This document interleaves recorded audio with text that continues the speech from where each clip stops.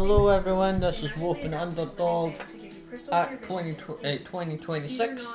Also, if you want to comment, like and subscribe please. This is starting the stream, we're just getting into it. This is a Stanley's portable. This is 2022 one. This is a remaster one. Like I said, I played this yesterday. What I've done is I put the title in, and the only thing I could match with the gaming, so you can actually see the game of it. I do have PS5, but it's just come under that. Unfortunately, it's one of those things. So it's just one of the gamings where I put the title in. I'm able to see what game I'm playing, and you can see it. These games are getting it relentless. I think PS5 as well is getting out of hand. I think that the Sony is getting out of hand. I've got a PlayStation Pro. I still have it. I've had it for well over 3 months. Well, actually, well over 3 years. But no, 10 times that I've had this for a bit, and it's still running. I've left it flat. I've never put it on top. I've always had it flat.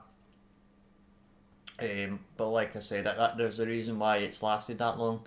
A lot of the consoles, if you put it sideways, if you have it sideways, like it depends on how it's designed, but majority of these things are meant to be flat, not on top, and there's a reason for that, but that's another time. Another thing is, yeah, I'm going to be the Stanley. I'm going to play us again.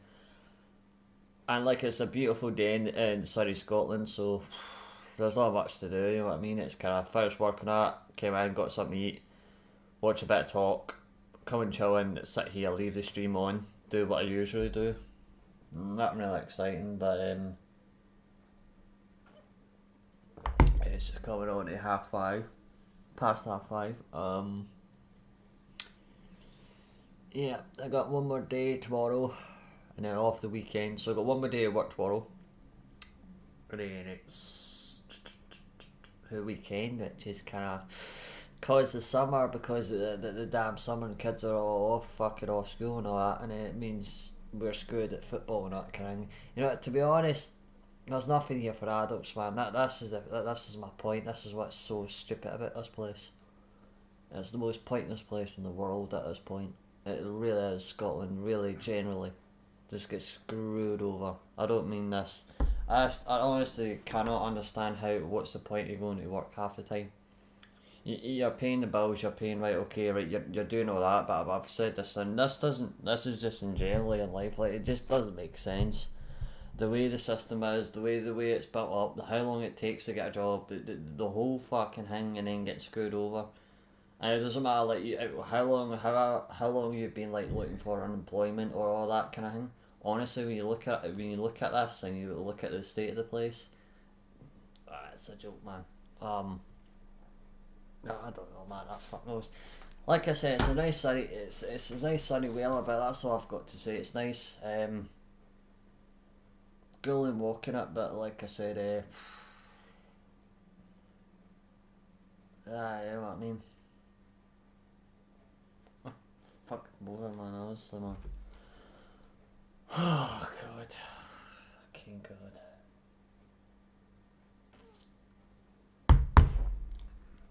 It's hard to think of something positive. It's hard to think of something positive around here when there's literally nothing to do. They got like I said, the summer's on, so it's like July.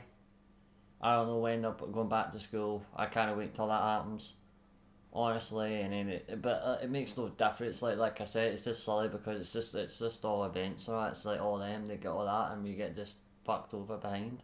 It's the same shit, man. It makes no difference. I don't see the difference, man, because there's barely nothing to do, and it just doesn't make sense how they prioritise, because they've got less staff, or if it's sports, or if it's football, or if it's coaching, if it's this, if it's in generally, like, they're falling behind. Never amuses me, man. It just. It does it. You got lovely weather and all that, and like I say, you could kick a bit of a ball, but you could do that, but it's not really the same, man. Like, ideally, you want to be outside, you want to be doing stuff, you want to be doing things. You don't want to just be sitting in the house all the time. That's alright, that's alright. If it's winter or if it's that or if it's fucking this.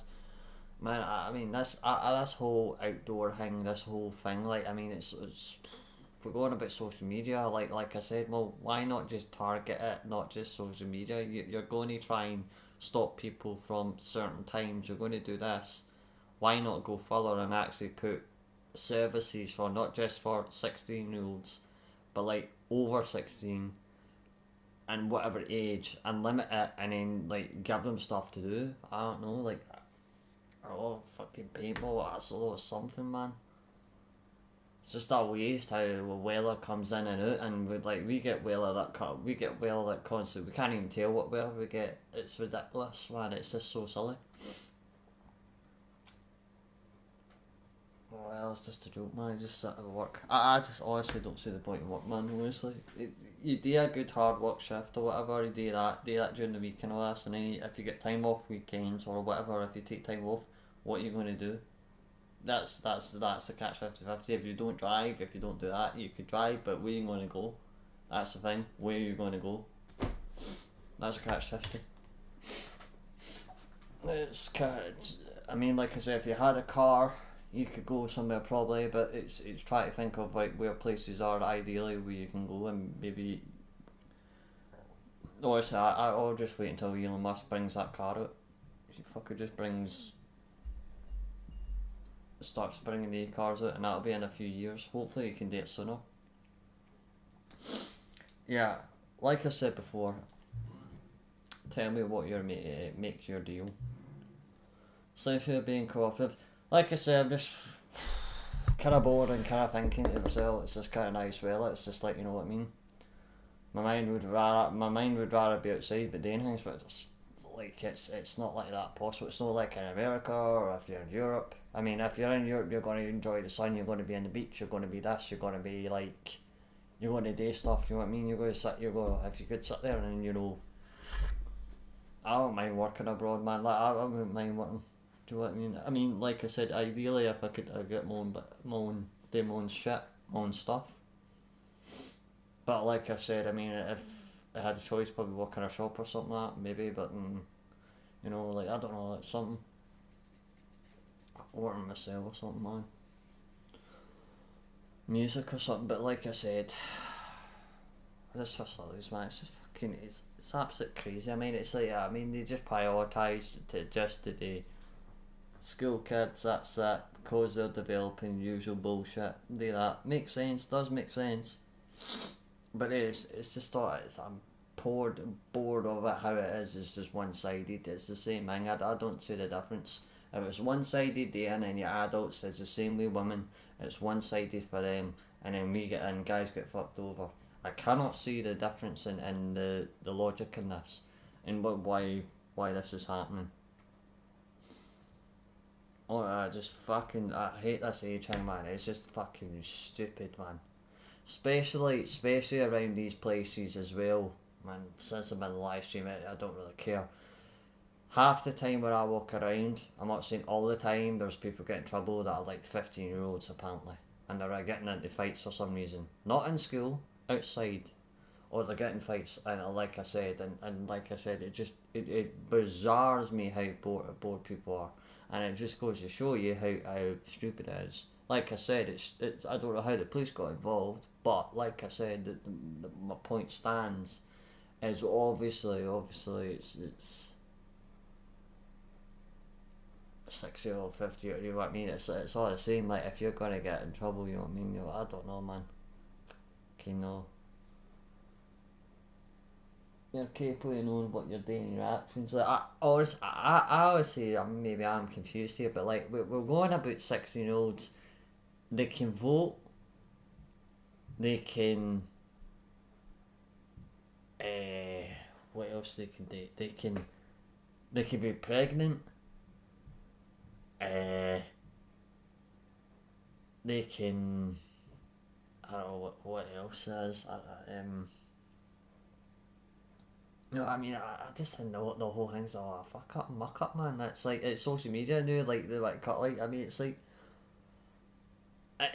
okay, if you get rid of that and put a timer in, like I said, but correspond, put something else in. Like what are you going to put in then?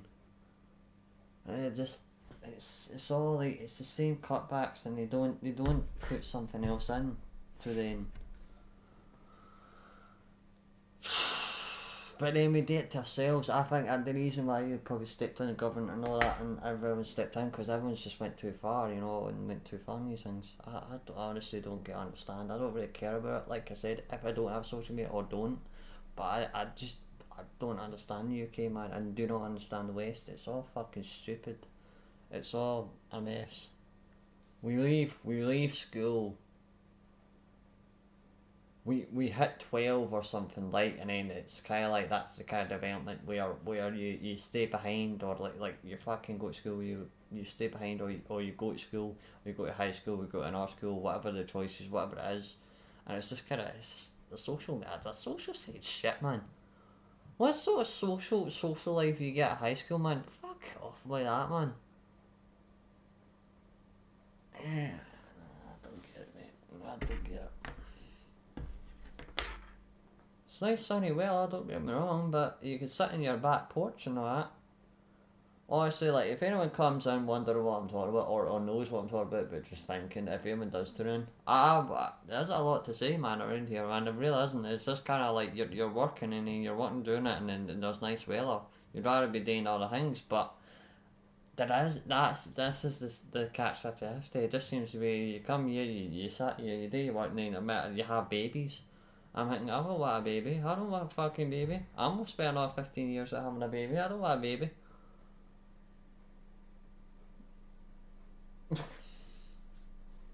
Fuck babies, man. It just pisses me off. It's just like, well, sorry for them. Sorry when they get what they want, but it's like, where's.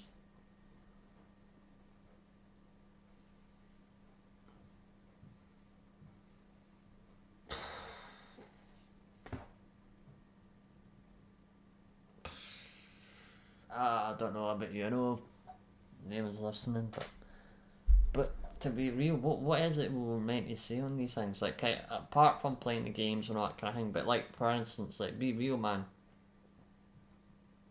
Why are we meant to do in the UK? Like, seriously, what is it like? It's like I just don't know. I have to wait until what's it? Was it? I think it's October or October, is it, or back in the middle or something? The season come back in where we can get back to football, which isn't serious. It's just a joke. It's embarrassment the people that go to these things because they just fuck around. If we go on about the NFL, if we go on about the council, what they're doing, it's prioritising putting money into it like other places, and like we're getting screwed over because we don't have. It's either because we don't have like something like mental thoughts, or no, it's all this like mental health, or if it's suicide, if it's like something like suicide for football or any of these things events, it seems to be it's always prioritised that way. So you have to have something to go to these things, and then you'll get something. But if it's all the way about, you get screwed. So it's kind of like that. I just don't see the logic in this one. I mean, and then you get the kids that come off, and like I said, okay, the amateur, like the ones that are playing like for a league, and I get it, right, okay, right, but then at the same time, I think it should be, yeah, you've got the leagues, you've got games, and like the less coaches. Well, then really, again, it's the most silly thing, man. You you want to get into a sports thing, and if you get into a sports, you want to be a coach. Get more coaches.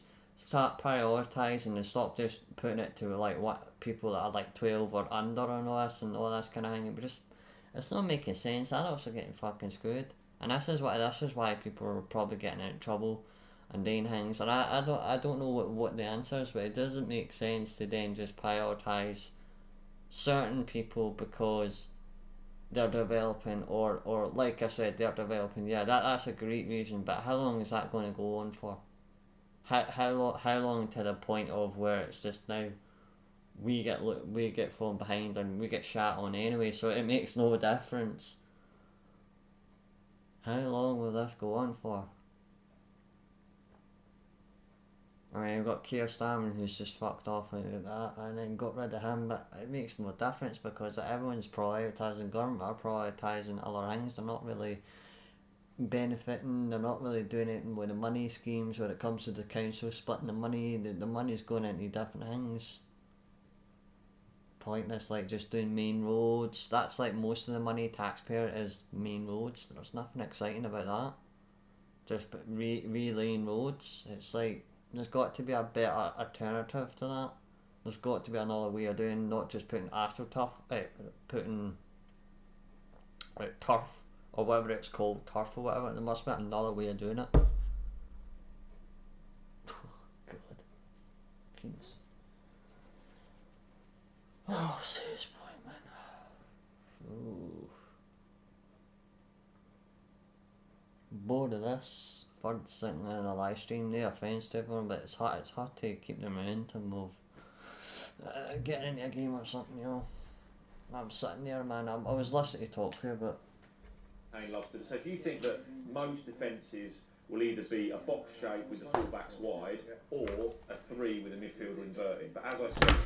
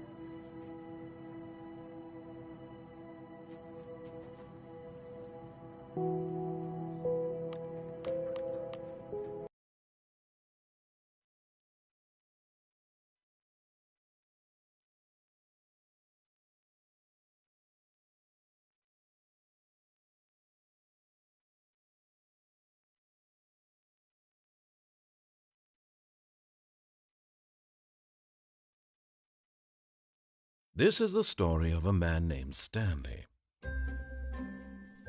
Stanley worked for a company in a big building where he was employee number 427.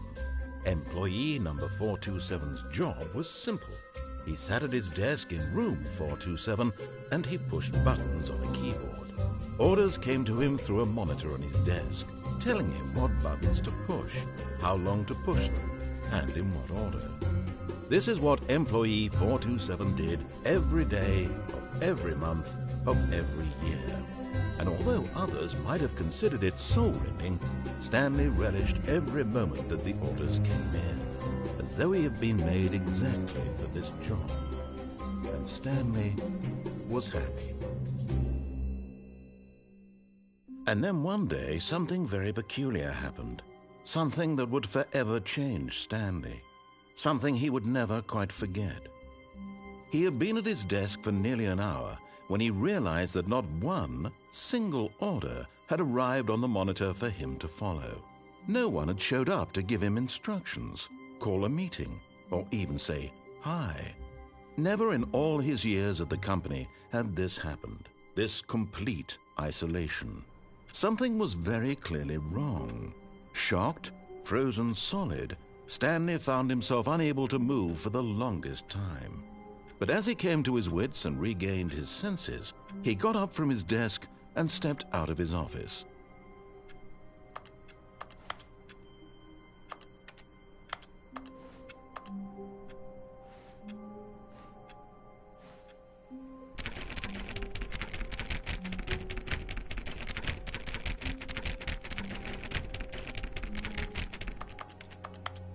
All of his co-workers were gone. What could it mean? Stanley decided to go to the meeting room. Perhaps he had simply missed a memo. No matter how hard Stanley looked, he couldn't find a trace of his co-workers. Stanley went around touching every little thing in the office, but it didn't make a single difference, nor did it advance the story in any way.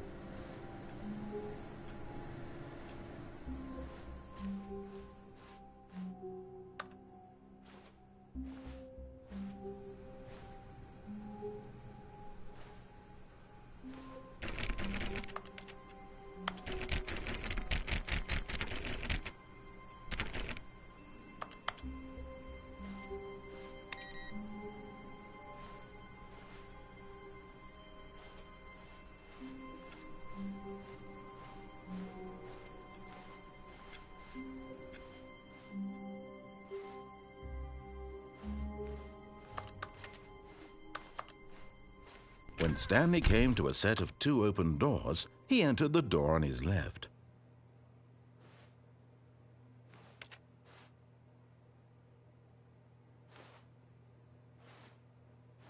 This was not the correct way to the meeting room, and Stanley knew it perfectly well. Perhaps he wanted to stop by the employee lounge first, just to admire it.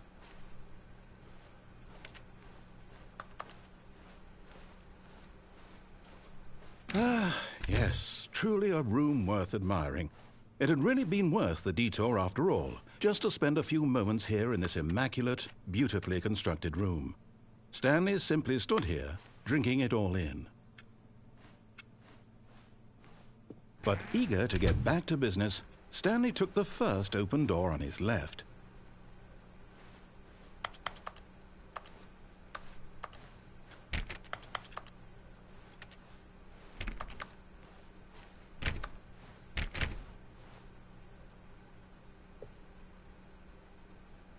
Stanley was so bad at following directions, it's incredible he wasn't fired years ago.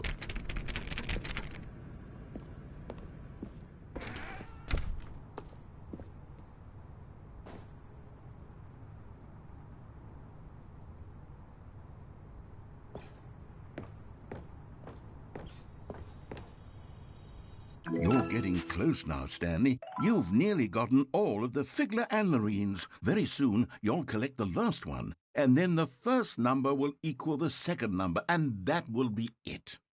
We'll be different people by then. Different in the sense that we used to have none of them, and now we have them all. You can't go back to when you had no Figler and Marines. None of us can.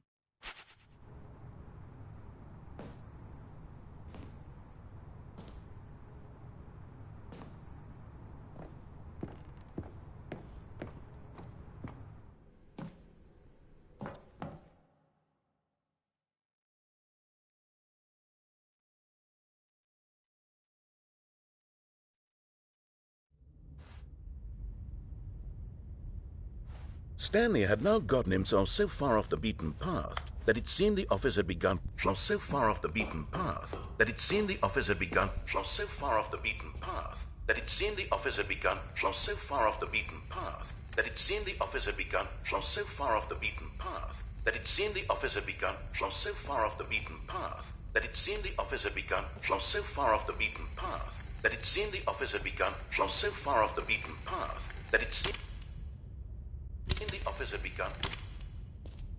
You didn't think I was actually just a recording, did you?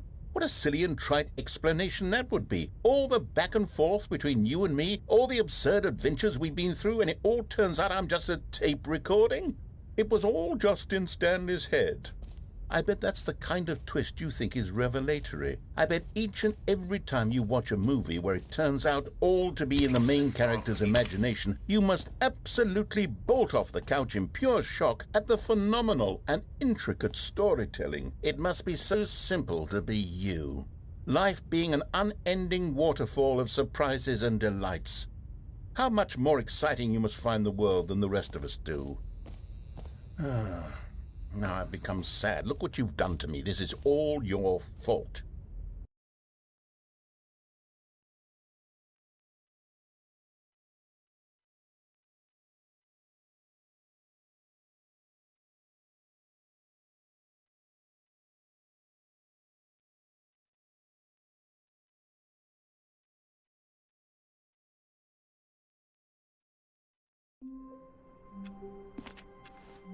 All of his co-workers were gone. What could it mean? Stanley decided to go to the meeting room. Perhaps he had simply missed a memo. Stanley went around touching every little thing in the office, but it didn't make a single difference, nor did it advance the story in any way.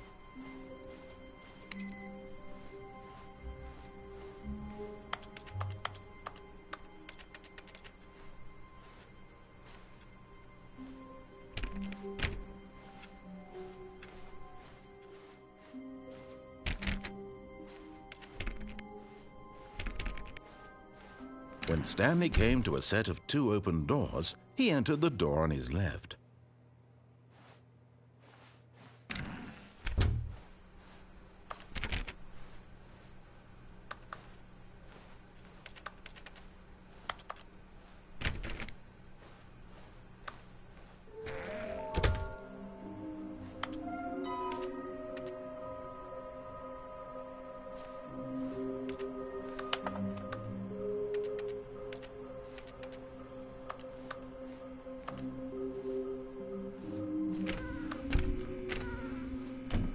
Stanley stepped into the broom closet, but there was nothing here, so he turned around and got back on track. Coming to a staircase, Stanley walked upstairs to his boss's office.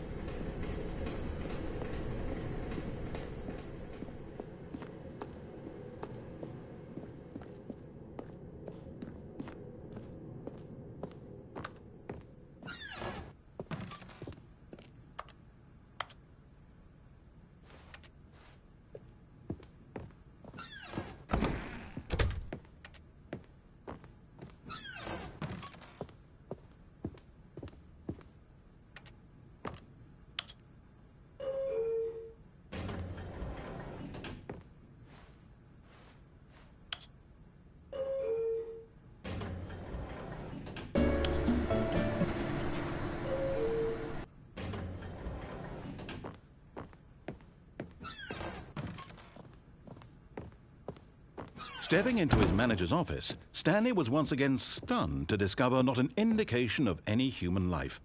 Shocked, unraveled, Stanley wondered in disbelief who orchestrated this. Stanley was in such a rush to get through the story as quickly as possible, he didn't even have a single minute to just let the narrator talk. That kind of anxiety isn't healthy, so he relaxed for a few moments with some calming New Age music.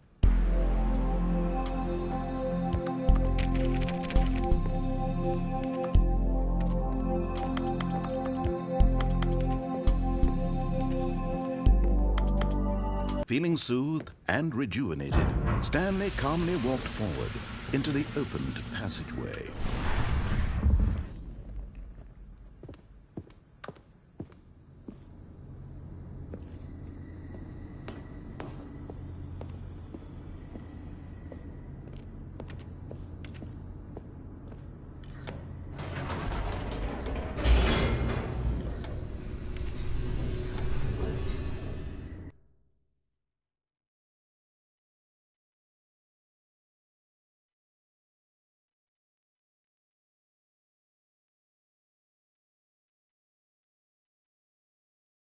Descending deeper into the building, Stanley realized he felt a bit peculiar.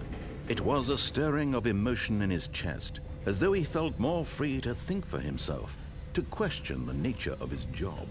Why did he feel this now, when for years it had never occurred to him? This question would not go unanswered for long.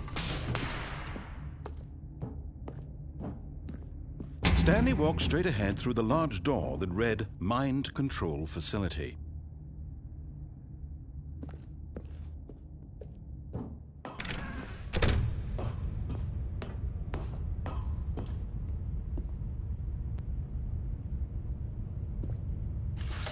The lights rose on an enormous room packed with television screens. What horrible secret did this place hold? Stanley thought to himself. Did he have the strength to find out?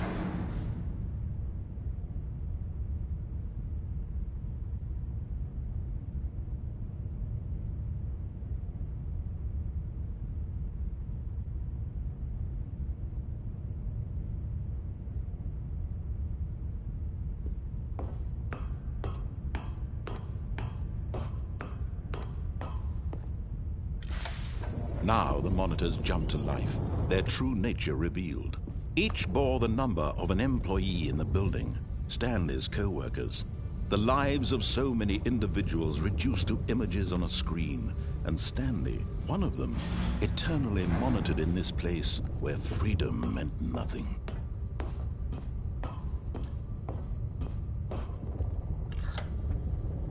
This mind control facility, it was too horrible to believe. It couldn't be true. Had Stanley really been under someone's control all this time? Was this the only reason he was happy with his boring job? That his emotions had been manipulated to accept it blindly? No, he refused to believe it. He couldn't accept it. His own life in someone else's control? Never! It was unthinkable, wasn't it? Was it even possible? Had he truly spent his entire life utterly blind to the world? But here was the proof, the heart of the operation. Controls labeled with emotions, happy or sad or content. Walking, eating, working, all of it monitored and commanded from this very place. And as the cold reality of his past began to sink in, Stanley decided that this machinery would never again exert its terrible power over another human life. For he would dismantle the controls once and for all.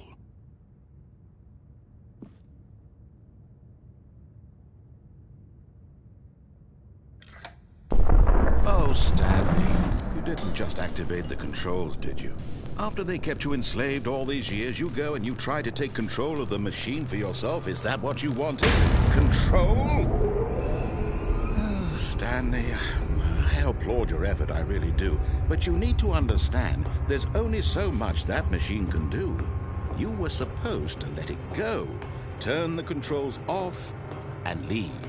If you want to throw my story off track, you're going to have to do much better than that. I'm afraid you don't have nearly the power you think you do. For example, and I believe you'll find this pertinent, Stanley suddenly realized he had just initiated the network's emergency detonation system. In the event that this machine is activated without proper DNA identification, nuclear detonators are set to explode, eliminating the entire complex. How long until detonation then? Let's say 2 minutes. Ah, now this is making things a little more fun, isn't it, Stanley? It's your time to shine. You are the star. It's your story now. Shape it to your heart's desires. Oh, this is much better than what I had in mind. What a shame we have so little time left to enjoy it. Mere moments until the bomb goes off. But what precious moments each one of them is. More time to talk about you, about me, where we're going. What all this means. I barely know where to start. What's that? You'd like to know where your co-workers are? A moment of solace before you're obliterated? All right, I'm in a good mood. You're gonna die anyway. I'll tell you exactly what happened to them. I erased them. I turned off the machine. I set you free. Of course, that was merely in this instance of the story. Sometimes when I tell it, I simply let you sit there in your office forever, pushing buttons endlessly and then dying alone. Other times, I let the office sink into the ground, swallowing everyone inside, or I let it burn to a crisp. I have to say this, though, this version of events has been rather amusing. Watching you try to make sense of everything and take back the control wrested away from you, it's quite rich. I almost hate to see it go. But I'm sure whatever I come up with on the next go-around will be even better. My goodness, only 34 seconds left. But I'm enjoying this so much. You know what? To hell with it. I'm going to put some extra time on the clock, why not? These are precious additional seconds, Stanley. Time doesn't grow on trees. Oh dear me, what's the matter, Stanley? Is it that you have no idea where you're going or what you're supposed to be doing right now? Or did you just assume when you saw that timer that something in this room was capable of turning it off? I mean, look at you. Running from button to button, screen to screen, clicking on every little thing in this room. These numbered buttons, no, these colored ones, or maybe this big red button, or this door. Everything, anything, something here will save me. Why would you think that, Stanley? That this video game can be beaten? Won? Solved? Do you have any idea what your purpose in this place is? Stanley, you're in for quite a disappointment. But here's a spoiler for you. That timer isn't a catalyst to keep the action moving along. It's just seconds ticking away to your death. You're only still playing instead of watching a cutscene because I want to watch you for every moment that you're powerless. To see you made humble. This is not a challenge. It's a tragedy. You wanted to control this world, that's fine. But I'm going to destroy it first, so you can't. Take a look at the clock, Stanley. That's 30 seconds you have left to struggle. 30 seconds until a big boom and then nothing. No ending here, just you being blown to pieces. Will you cling desperately to your frail life, or will you let it go peacefully? Another choice. Make it count, or don't. It's all the same to me, all a part of the joke. And believe me, I will be laughing at every second of your inevitable life from the moment we fade in until the moment I say, happily ever after.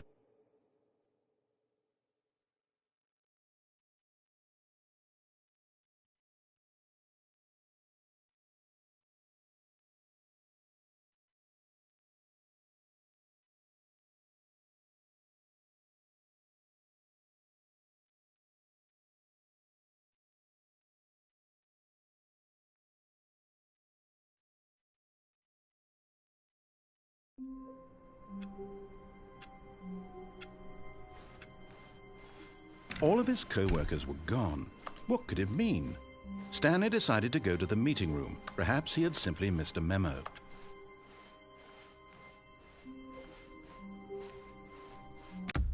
When Stanley came to a set of 2 open doors, he entered the door on his left.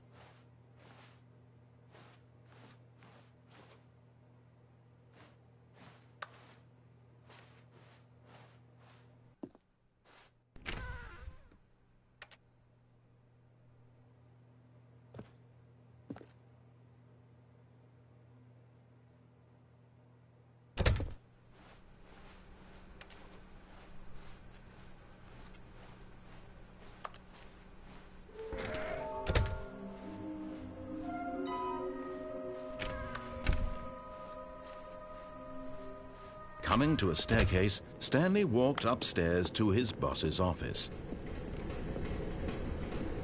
But Stanley just couldn't do it.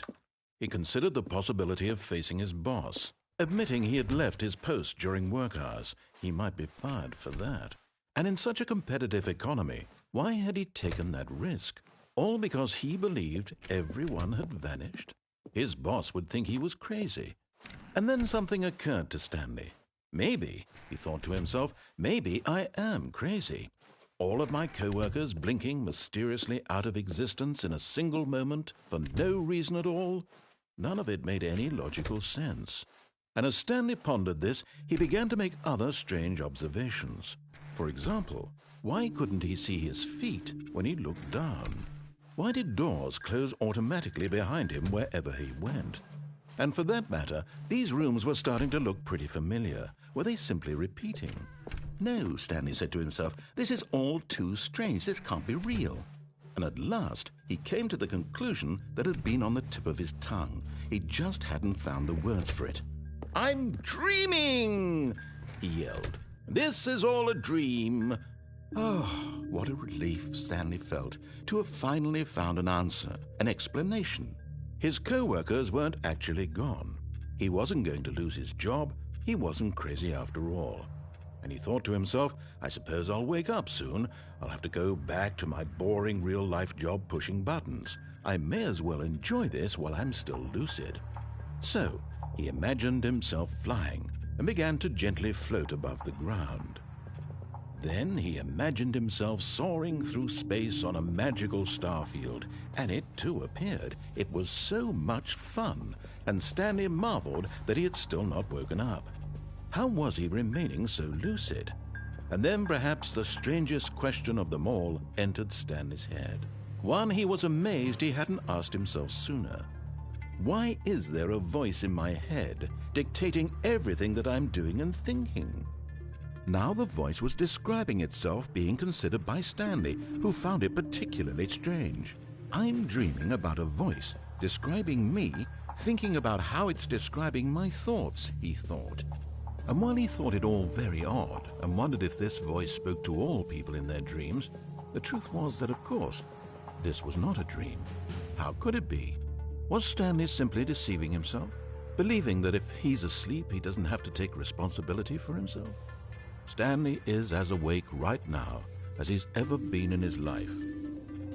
Now, hearing the voice speak these words was quite a shock to Stanley. After all, he knew for certain, beyond a doubt, that this was in fact a dream. Did the voice not see him float and make the magical stars just a moment ago? How else would the voice explain all that? This voice was a part of himself too. Surely, if he could just... He would prove it. He would prove that he was in control, that this was a dream. So he closed his eyes gently, and he invited himself to wake up. He felt the cool weight of the blanket on his skin, the press of the mattress on his back, the fresh air of a world outside this one. Let me wake up, he thought to himself. I'm through with this dream. I wish it to be over. Let me go back to my job. Let me continue pushing the buttons. Please, it's all I want. I want my apartment and my wife and my job. All I want is my life exactly the way it's always been. My life is normal. I am normal. Everything will be fine. I am okay.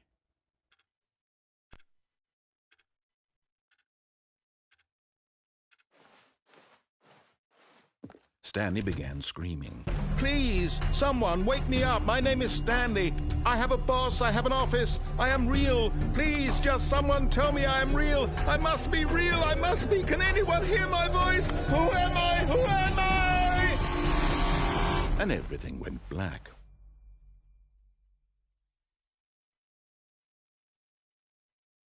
This is the story of a woman named Mariella. Mariella woke up on a day like any other. She arose, got dressed, gathered her belongings, and walked to her place of work. But on this particular day, her walk was interrupted by the body of a man who had stumbled through town talking and screaming to himself, and then collapsed dead on the sidewalk. And although she would soon turn to go call for an ambulance, for just a few brief moments she considered the strange man. He was obviously crazy. This much she knew. Everyone knows what crazy people look like. And in that moment, she thought to herself how lucky she was to be normal. I am sane. I am in control of my mind. I know what is real and what isn't.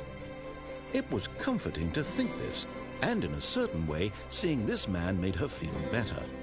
But then she remembered the meeting she had scheduled for that day, the very important people whose impressions of her would affect her career, and by extension, the rest of her life. She had no time for this. So it was only a moment that she stood there, staring down at the body. And then she turned and ran.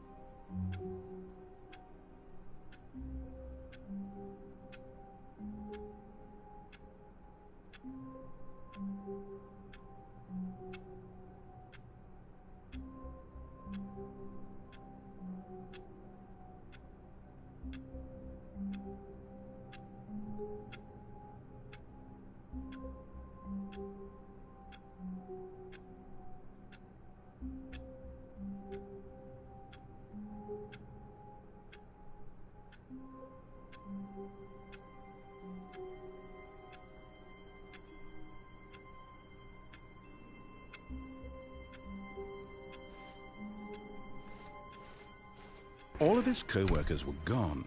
What could it mean? Stanley decided to go to the meeting room. Perhaps he had simply missed a memo.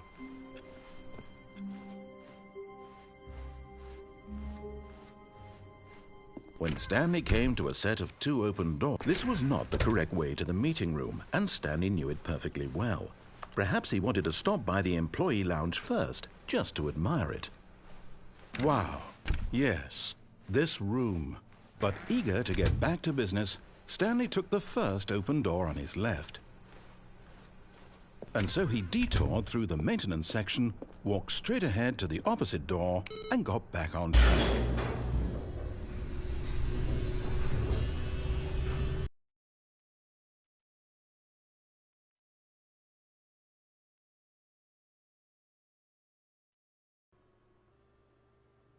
But Stanley didn't want to go back to the office. He wanted to wander about and get even further off track. So now in order to get back, he needed to go, from here it's, left.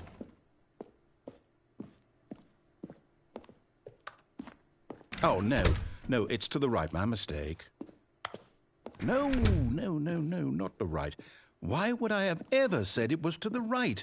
What was I thinking? It's clearly... Oh dear, would you hold on for a minute, please? Now, let's see. We went down right, left, down, left, right. Yep, okay, yes. I've got it now. This story is absolutely, definitely this way.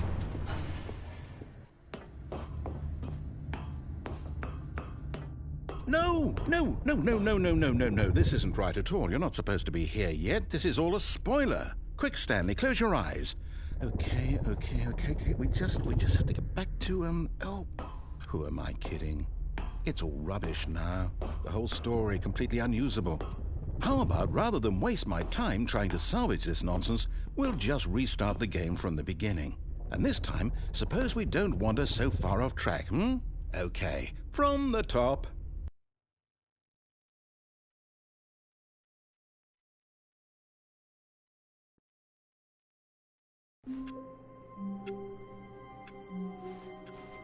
All of his co-workers were gone.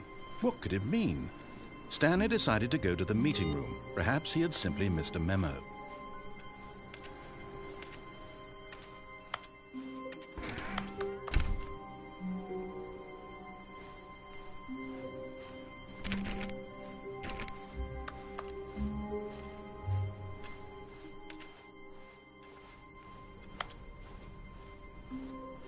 When Stanley... Wait, what?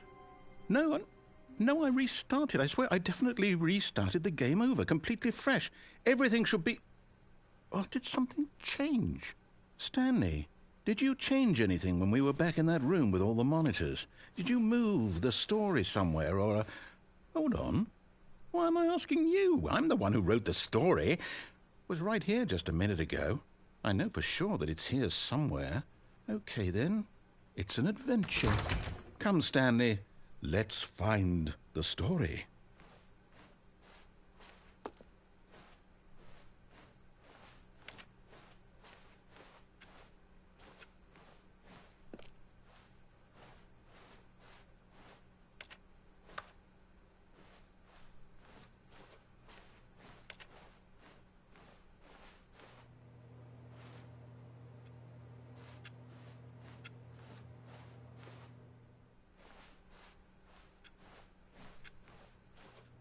I'll say it.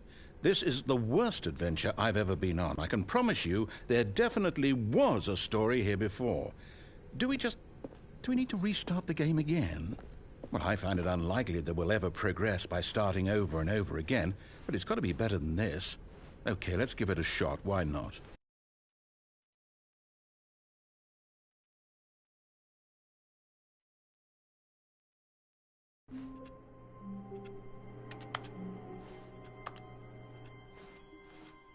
All of his co-workers were gone. What could it mean? Stanley decided to go to the meeting room. Perhaps he had simply missed a memo.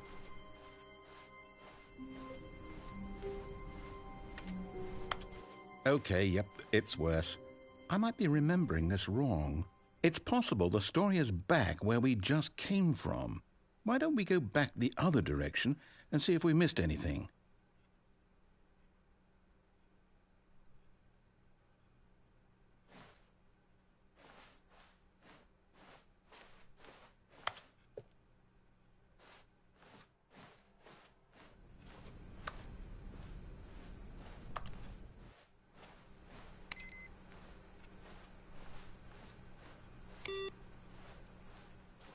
Aha! I knew we'd miss something. The story. Here it comes. No, wait, never mind. Not the story. Okay, let's head back the other way and retrace our steps.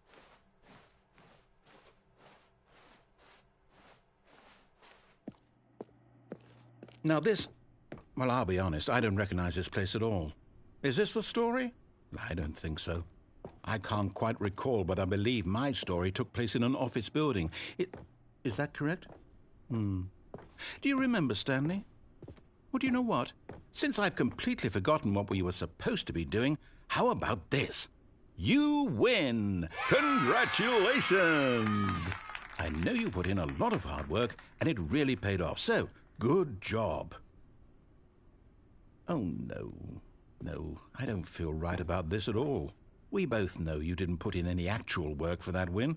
Some people win fair and square, and this was not one of those situations. Okay, I'm getting weirded out by whatever this place is. I don't care what might happen this time. I have to restart.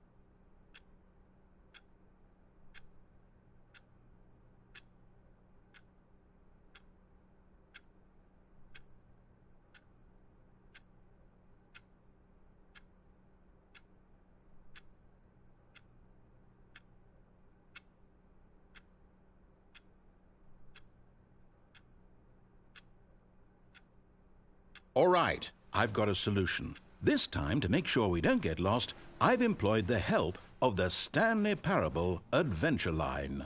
Just follow the line. How simple is that?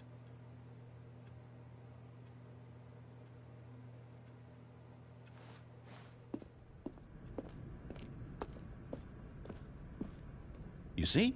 The line knows where the story is. It's over in this direction. Onward, Stanley, to destiny. Though, here's a thought. Wouldn't wherever we end up be our destination, even if there's no story there? Or to put it another way, is the story of no destination still a story? Simply by the act of moving forward, are we implying a journey such that a destination is inevitably conjured into being via the very manifestation of the nature of life itself? Whoa. Hang on. That got a bit weird back there. Well, I'd like to apologize. Not sure where I was going with all that. You know what? I think what we need right now is a bit of music to lighten the mood.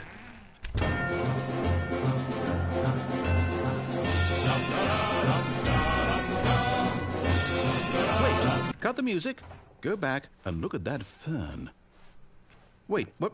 We're back at the office? No. Line, you do know we're looking for the Stanley Parable, right? The story? Is any of this ringing a bell?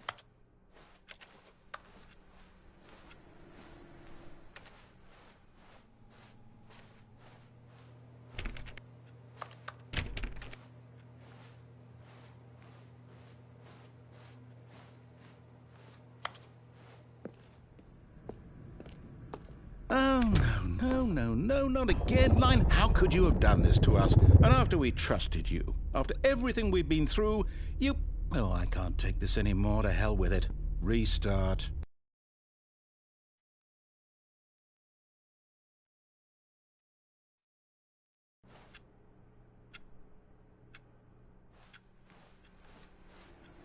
You know what, Stanley?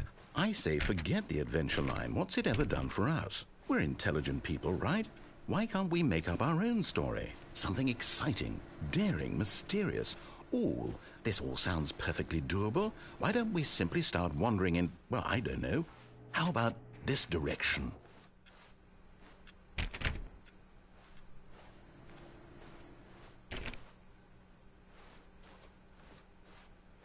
Now, yes, this is exciting. Just me and Stanley forging a new path, a new story. Well, it could be anything. What do you want our story to be? Go wild. Use your imagination.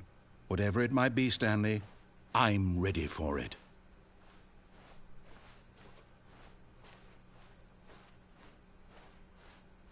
Oh, no, not you again. Stanley, I'd also like to veto the line from having any role in our awesome new story. No lines or monitor rooms. Just don't acknowledge it, and we should be fine.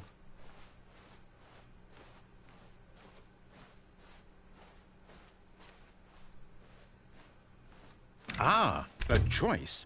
We get to make a decision. From here, the story is in our control. How important we mustn't squander the opportunity. In fact, I believe I need a minute to think here. Just walk in circles for a minute. Okay, so I know that each door has to lead somewhere, which means that somewhere, the place where we're trying to go, there must be a reverse door that leads here. And that in turn means that our destination corresponds with the counter-inverted reverse door's origin. So starting from the right, let us ask, will taking the right door lead us to where we're going? And since the answer is clearly yes, then by all accounts, the door on the right is the correct one. Another victory for logic. Come, Stanley, our destiny awaits.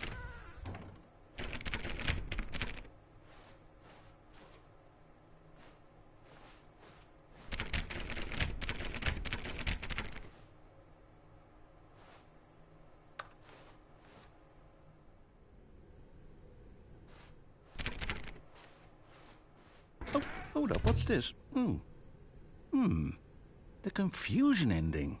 You're telling me that's what this is? It's all one giant ending? And we're supposed to restart the game, what, eight times? That's really how all this goes? It's all Determined?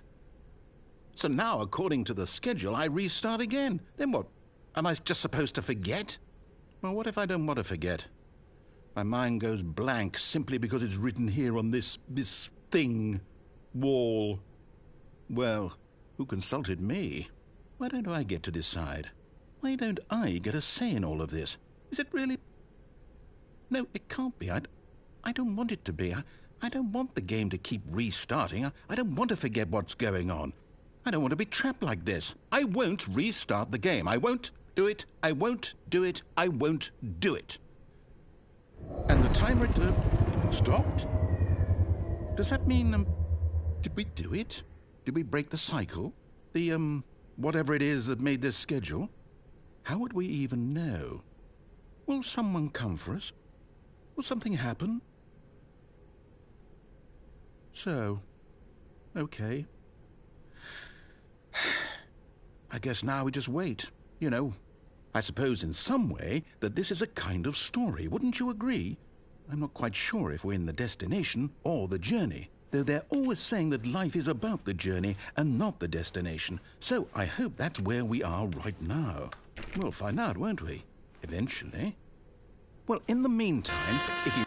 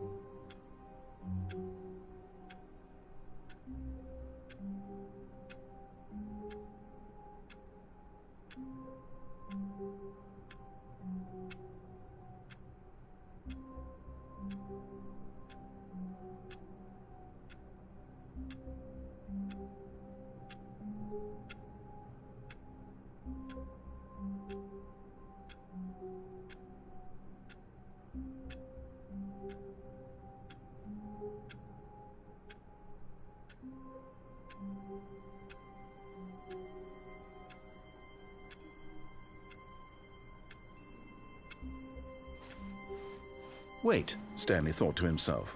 Am I sure that the orders stopped coming in? How is that possible? They never stopped. Surely I was mistaken.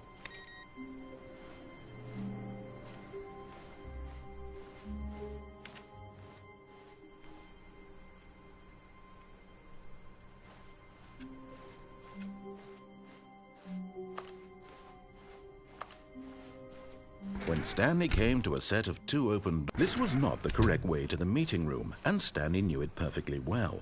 Perhaps he wanted to stop by the employee lounge first, just to admire it. The lounge was sublime, a work of art. But eager to get back to business, Stanley took the first open door on his left. And so he detoured through the maintenance section, walked straight ahead to the opposite door, and got back on track.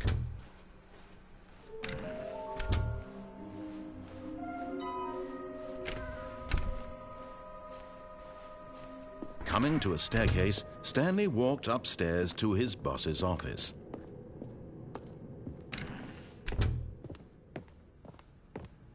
Okay, I think we all know the drill by now. Blah, blah, blah. Dark secrets, the keypad. Stanley pushes some buttons. Oh, hey, look, it's a new passageway. Quelle surprise.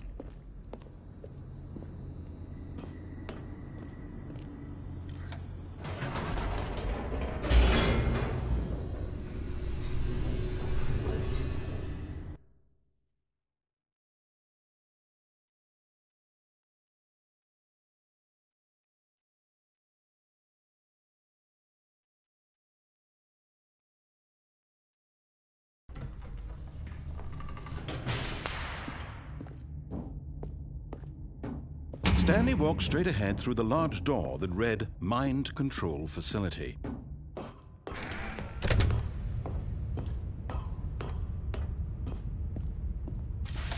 The lights rose on an enormous room packed with television screens. What horrible secret did this place hold? Stanley thought to himself. Did he have the strength to find out?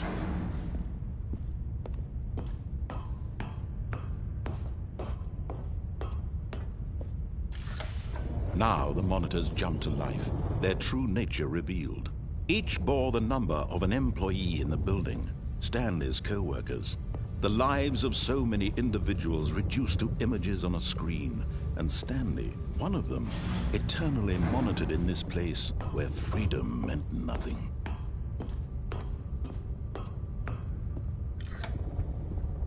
This mind control facility, it was too horrible to believe. It couldn't be true. Had Stanley really been under someone's control all this time? Was this the only reason he was happy with his boring job?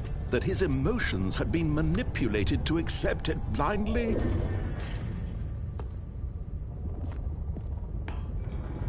No, he refused to believe it. He couldn't accept it. His own life in someone else's control? Never!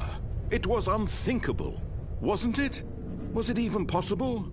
Had he truly spent his entire life utterly blind to the world?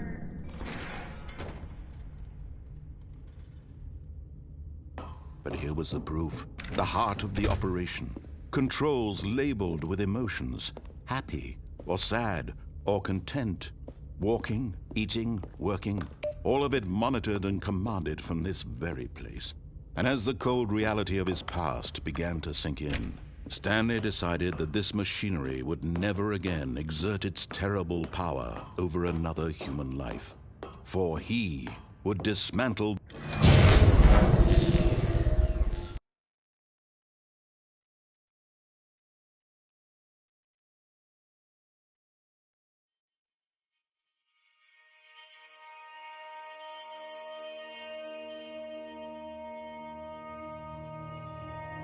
blackness and a rising chill of uncertainty.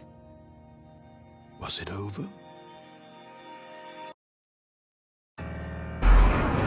Yes!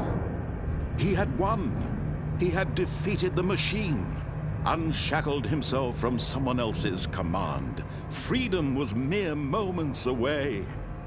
And yet, even as the immense door slowly opened, Stanley reflected on how many puzzles still lay unsolved.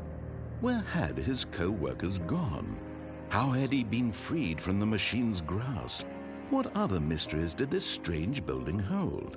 But as sunlight streamed into the chamber, he realized none of this mattered to him, for it was not knowledge or even power that he had been seeking, but happiness.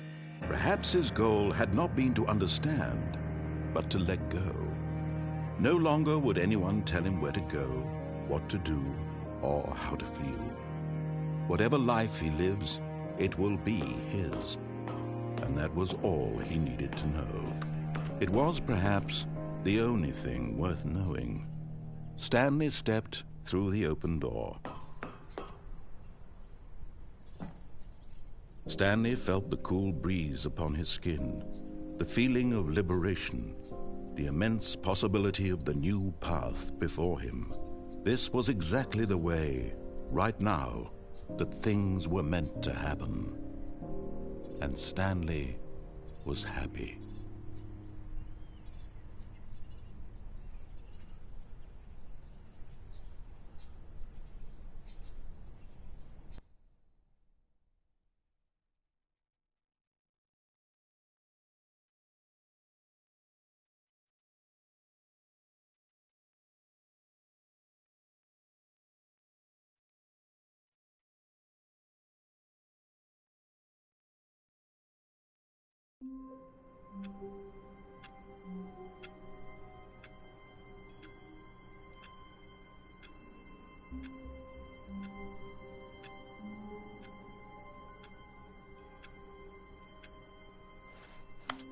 Stanley had never seen the office this brightly lit. Was it a sign of something? He hoped it was. He hoped very much that it was. When Stanley came to a set of 2 open doors, he entered the door on his left. This was not the correct way to the meeting room, and Stanley knew it perfectly well. Perhaps he wanted to stop by the employee lounge first, just to admire it. Standing now in this incredible room, Stanley for the first but eager to get back to business, Stanley took the first open door on his left. And so he detoured through the maintenance section, walked straight ahead to the opposite door, and got back on track.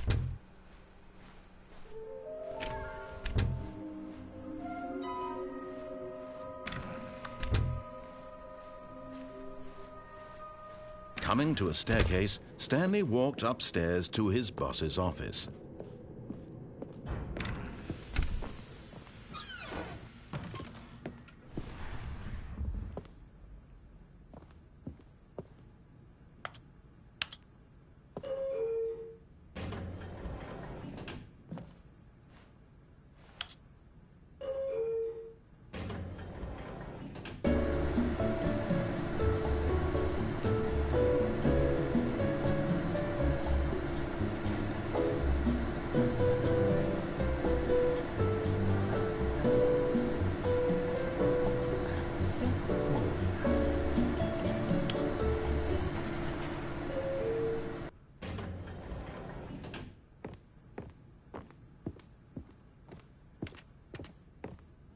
Here's the door, just go.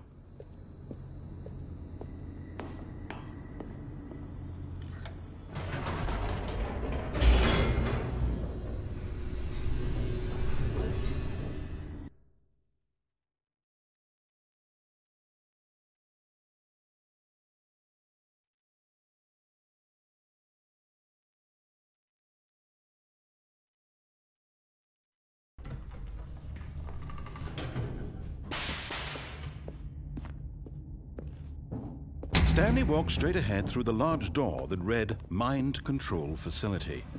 Although this passageway had the word escape written on it, the truth was that at the end of this hall, Stanley would meet his violent death. The door behind him was not shut. Stanley still had every opportunity to turn around and get back on track. At this point, Stanley was making a conscious, concerted effort to walk forward and willingly confront his death.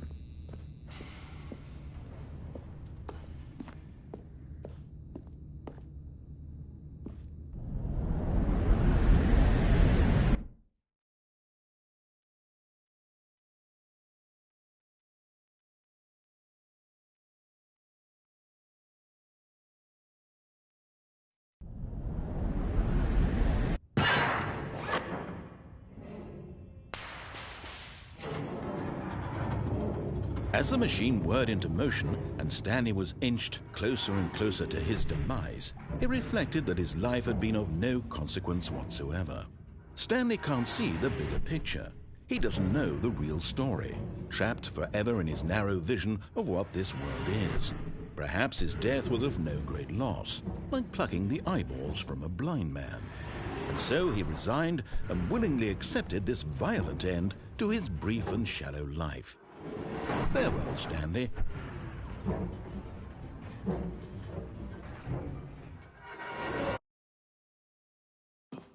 "Farewell, Stanley," cried the narrator, as Stanley was led helplessly into the enormous metal jaws.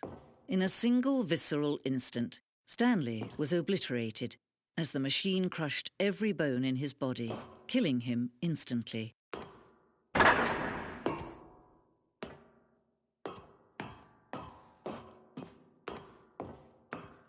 And yet it would be just a few minutes before Stanley would restart the game, back in his office, as alive as ever. What exactly did the narrator think he was going to accomplish?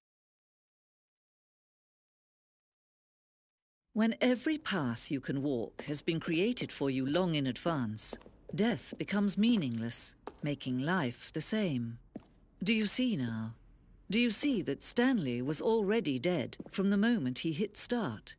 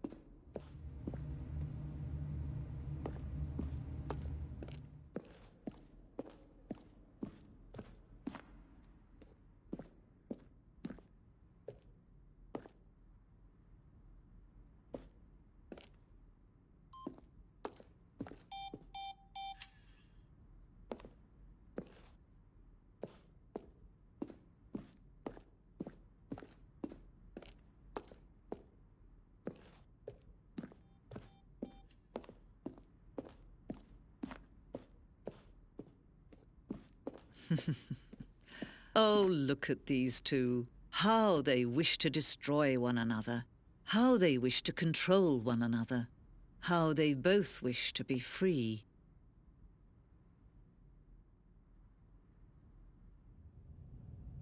Can you see? Can you see how much they need one another?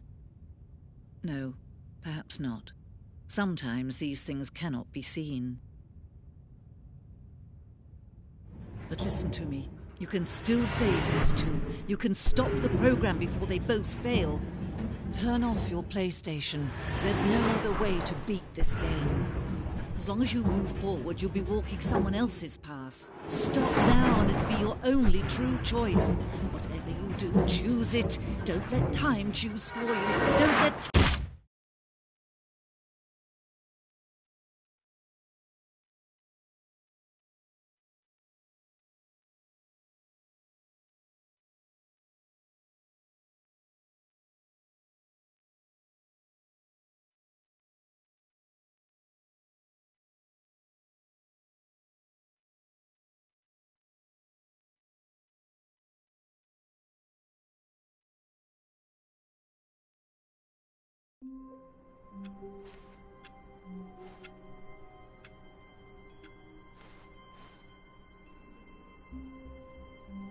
All of his co-workers were gone. What could it mean? Stanley decided to go to the meeting room. Perhaps he had simply missed a memo.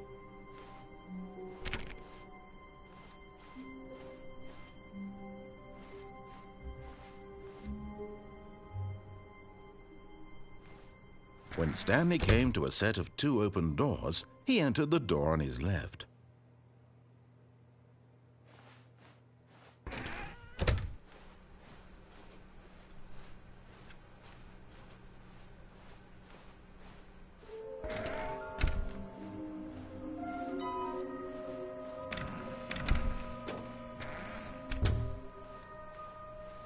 Coming to a staircase, Stanley walked upstairs to his boss's office.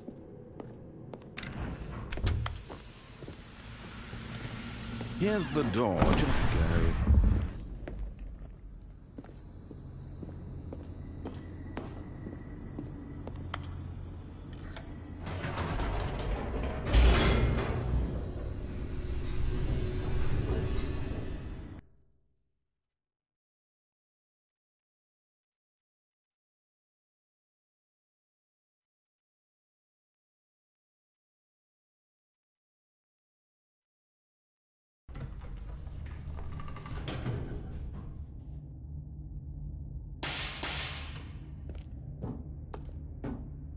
Stanley walked straight ahead through the large door that read Mind Control Facility.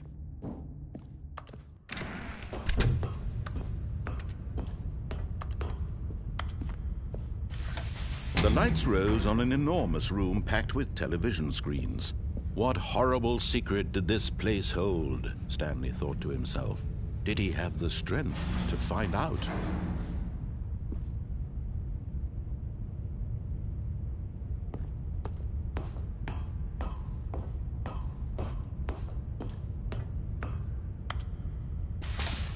Now the monitors jumped to life, their true nature revealed. Each bore the number of an employee in the building.